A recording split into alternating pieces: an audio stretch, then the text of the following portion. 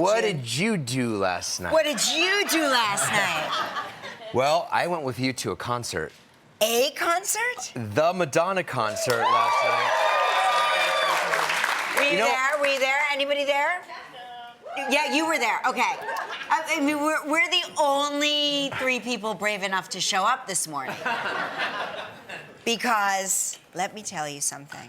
Okay. So I've had a 40-year relationship with Madonna. Okay? In your mind. In my mind. In my mind, to be clear. But last night, something happened that I can't really put into words. Should we just show it? Sure. Yeah, let's do it. Yes, I just want to show you what happened last night.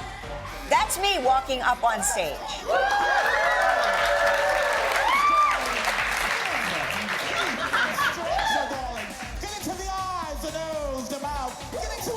I mean, this is unbelievable. I'm glad that you guys have this footage because I don't remember this.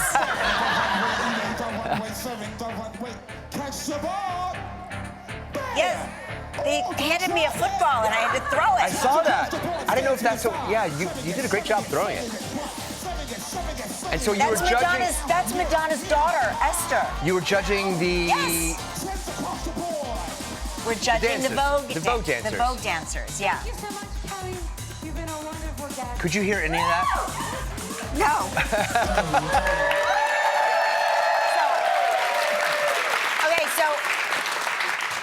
Thank you for being happy. If you watch this show every day, you know what that means to me because I know what it means to you too. You know what it means. Yeah. It's so funny. I turned around, and we were with our fun group. It was you and me and Jason Weinberg and Demi Moore and Christopher Buckle and Anderson Cooper and Andy Cohen. Yeah. So we go to a lot of Madonna concerts together. We're kind of like we're Madonna's groupie groupies, the oldest groupies in the world. Yes, exactly. So there we all were, and I kept turning around because I was like, can you believe this is happening to me? And Anderson and Andy are like, dying. They're literally dying. They're screaming, they're laughing, they cannot believe it, I can't believe it. And I look at Mark, who is there with his cell phone camera, and like, you had the look of a monument on your face.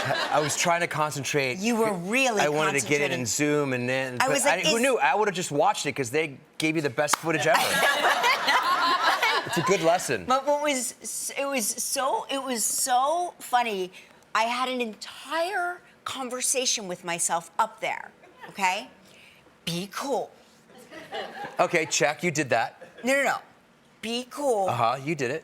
Don't look too eager. You did that, check. Don't grab her too tight or too hard or do anything that might flag security as risky.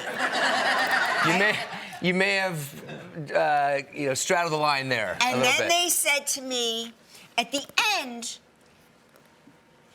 because they're telling you all of this as they're taking you over. They're like, you're going to go up on stage with Madonna. And at that point, Kelly, Ripa, died.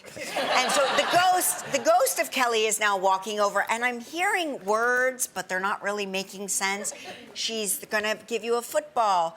You're going to have cards in your hands. Things are going to happen. And I am just sort of going, why are you talking to me? Right, I just died. words. I died. Shouldn't the paramedics come? Yeah. Anyway, so as I was up there, I had this cohesive thought. Kelly, do not look too eager. And when they take your photo, keep your mouth shut. Impossible. And this is me keeping my mouth shut. This is a close-up of me keeping my mouth shut. That's my mouth shut. In my mind, I'm like, I'm doing it. My mouth is completely closed. So I look cool, just like Madonna. It was such You know, I think about you. The first time you saw her in concert I was a teenager. You were 13 years old? Yeah. 13 years old at the Spectrum in Philadelphia? Yep. Last row? Last year we bought scalper tickets, and Mark's like, "Are you going to tell this story? Do your parents know?" And I was like, "Well, they don't." Yeah, you were afraid. I was like, "I don't know. Maybe I shouldn't tell this story." No, tell it, because you weren't supposed to be there. You didn't tell them that you went to the concert. No, they would never let you go at 13 years old. Unattended? So what did you tell them you were doing? I was babysitting. And so when you came home super late, what did they say? I was babysitting. I was babysitting. Okay. But anyway, that's not the point. The point is, I spent all of my money on these scalped tickets, and we sat in one of the very last rows of the Philadelphia Spectrum. And if you had told me, 13-year-old I'm going to get you. emotional. Yeah. If you had told me, Kelly, 40 years from now, you are going to be on stage with Madonna. With your mouth agape. With your mouth hanging open. Like you don't belong. Yeah. Yes. Isn't that cool? Let's show it frequently. Let's keep that picture in the lower left-hand portion of the screen for the whole show. I was so proud of you. You looked gorgeous. You were so cool.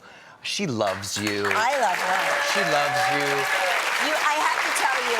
The show is great. You I mean, guys, that show is so good. If you haven't gone to see the show, I have to tell you, go see the show.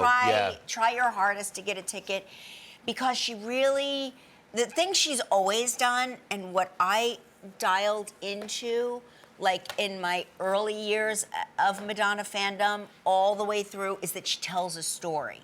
She tells a story with every show. But this show, she tells the entire story. Yeah. Like from her early years of, you know. It was funny, she said when she New York. first moved to New York, she lived across the street from Madison Square Garden. Yeah. So to be able to be there 40 years later, and she said it was like the 35th time she's performed at MSG. Yeah. Which is for an artist, for a recording artist, it's the mecca to perform at Madison Square Garden. And Andy Carnegie Hall, Andy Madison and I Square were Garden. doing the math. We were trying to figure out all the times we saw her in Madison Square Garden. You know, like we were like, well, let's see, this has got to be at least like the 20th time we've seen her at Madison Square Garden.